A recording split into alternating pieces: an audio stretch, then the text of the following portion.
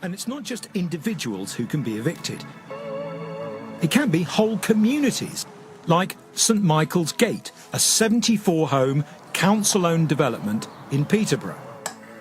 Jelena Stevic has lived in a two-bed home here for 22 years, renting from the council. We were a mixed community of different nationalities, which we all got on, we looked out for one another, we helped one another, we were very neighbourly. All that changed overnight. That was because in 2016, the council, who owned the properties, decided to lease them to the company who managed them. Put simply, the tenants had a new landlord, a private one. As far as we knew, we'd just been taken over by another company. As I've been living here so long, it's been about 5 different companies, so we just thought, oh, normal drill, you just pay your rent to somebody else.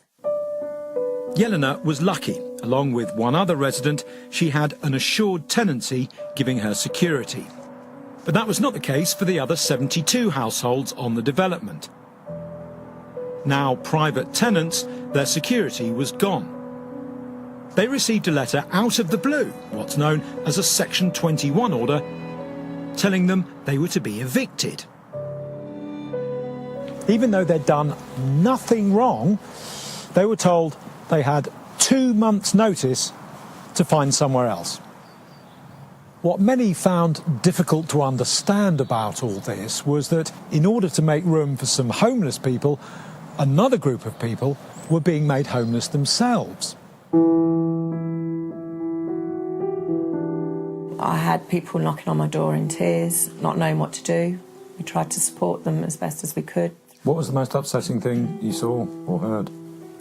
We had a young family with a baby end up in a hostel. It wasn't a bathroom, they had a shower in the room. You know, how can you wash a baby in a shower? The whole situation was so bad. It's the human cost of all this that people are forgetting. You know, it's not until you hear people's stories, until you see their faces, you know, they've had the carpet basically ripped from under their feet. You know, I still get upset about it.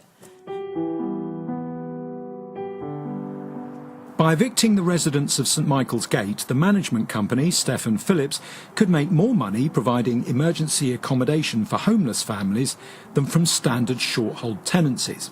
In fact, £300,000 per year more. So, although some 80 local families were winners, moving into St Michael's from council-funded temporary accommodation, the 72 existing households were losers and had to leave their homes. This is something that I can't understand, that these landlords are able to just chuck people out without a just cause. These were well-behaved families, you know, they were working hard, they were paying into the system, taxpayers, council taxpayers, you know, raising their children, you know, getting on with their lives, and then all of a sudden it's completely changed overnight. At shelter, we see every day people who've been evicted for absolutely no reason. So they've been paying their rent, they haven't damaged the property in any way, they haven't done anything else that should lead to them being evicted. They're being evicted for no reason, often because the landlord wants to put the rent up and they can't afford it. These so-called Section 21 evictions, or no-fault evictions, meaning no fault on behalf of the tenant, are actually the single biggest cause of homelessness in the country now.